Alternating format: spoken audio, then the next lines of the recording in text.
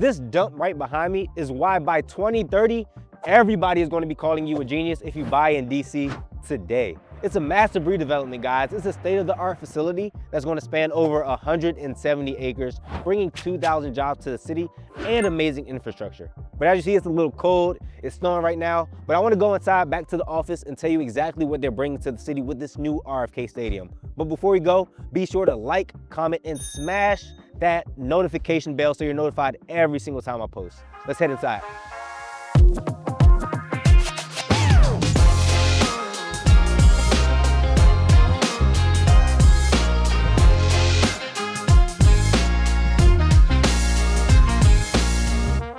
Most people think DC real estate has already had its run. They think prices are too high, inventory's tight, and if you didn't buy years ago, you missed it. But what if the biggest transformation in Washington, DC in decades hasn't even started yet? And what if the people relocating to DC right now are actually early, not late? Because today, I want to show you something that most buyers don't understand yet.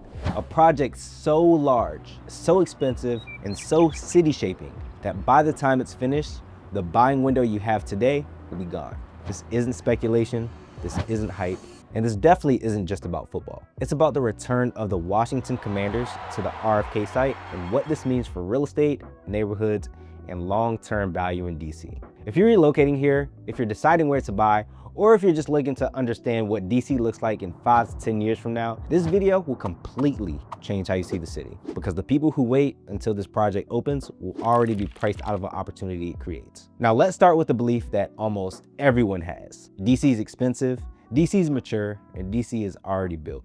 When people relocate here, they usually focus on what feels obvious and safe. They look for proximity to downtown. They look for metro access. They gravitate toward established neighborhoods with familiar names. Georgetown, DuPont. Very few people ask more important questions. What is DC becoming? And that's because growth doesn't always look exciting at the beginning. At the early stages, growth looks like empty land. It looks like long timeliness. It looks like a political debate. It looks like skepticism, which is exactly why most people miss it. But here's the reality. DC is about to enter a new growth cycle. And growth cycles aren't driven by vibes or headlines, they're driven by capital.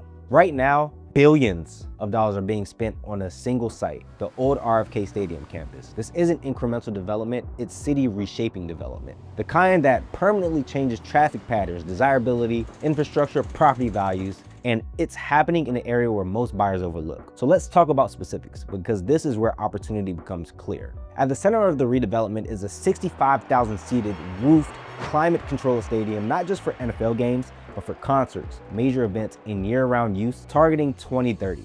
But here's the key details most headlines gloss over. The stadium itself only takes about 11% of the total land. The rest of the 170-acre plus RFK campus is being redeveloped into a new district. Thousands of residential units, hotels, restaurants and retail, a youth sports complex, large public parks, expanded riverfront access across the Anacostia. This is not just a game day destination, this is a mixed-use neighborhood. Think less stadium and more parking lot vibes where everybody comes to work and play. Here's the pattern most buyers don't recognize. Major stadiums are no longer isolated buildings. They are anchors. Anchors pull infrastructure. They pull transit investment. They pull retail. They pull employers. They pull tourism. And most importantly, they pull long-term demand. This is why this matters. Real estate doesn't move because of hype. It moves because jobs move, money moves, amenities move, and people will follow.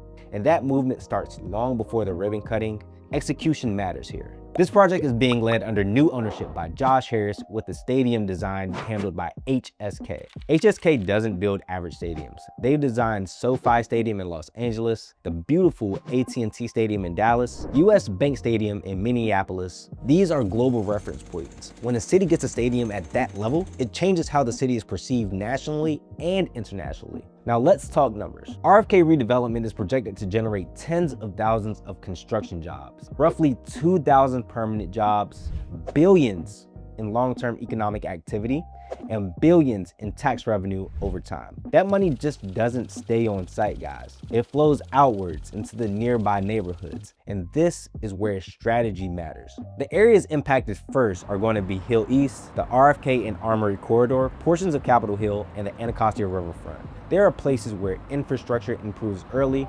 perception lags reality, and pricing hasn't truly fully adjusted. For relocation buyers, this is where strategy truly beats emotion. Let's start with proximity.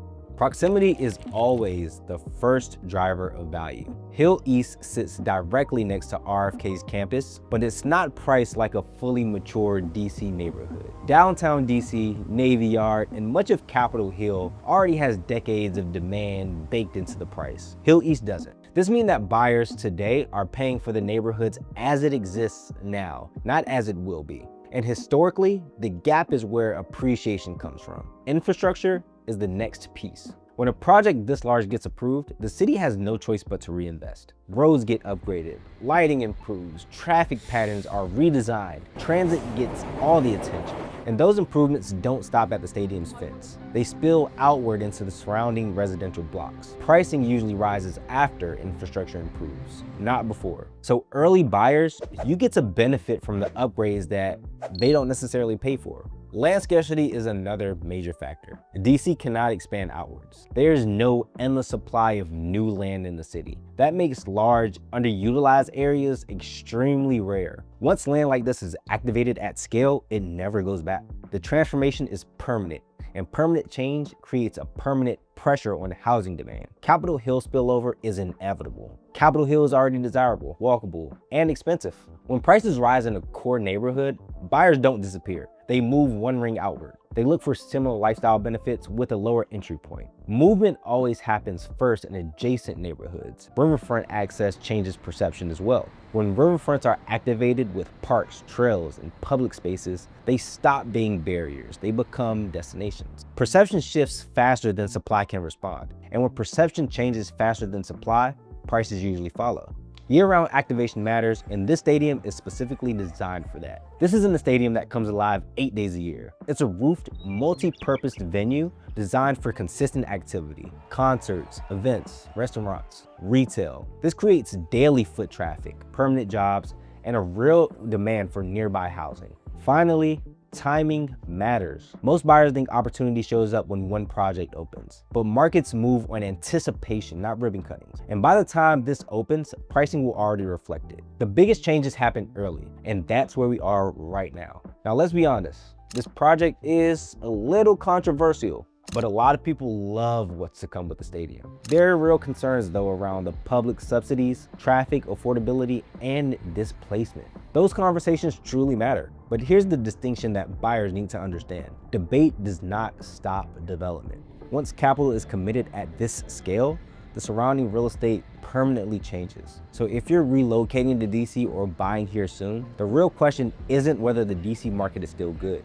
The question is when you want to enter the cycle. Because by 2030, the district will look completely different. Demand will be obvious and pricing will reflect clarity. The opportunity is before clarity, and the people who buy before clarity are the ones who benefit most. If you want help figuring out which neighborhoods make sense for your lifestyle, your budget, and long-term real estate goals, I put together a DC relocation guide that walks through all this step by step. The link is below, and if this video changed how you see DC, that is exactly the point. And if you made it to the end of the video, be sure to like, comment, and subscribe, and share this to anybody who is a little hesitant about what's going on in the city, because this project is going to bring tons of value to the real estate surrounding DC.